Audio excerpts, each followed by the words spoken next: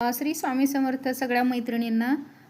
तर पाहू शकता असं नवीन कलेक्शन आपल्याकडे हंडीमध्ये असं बँगल हँडी टाईप जे बँगलचं बॉक्स आहे ना, ते वालं कलेक्शन आलेलं आहे. तर याच्यामध्ये लिमिटेड स्टॉक असणार आहे. बघून घ्या, असं एम्ब्रॉयडरी वर्क आहे याच्यावरती.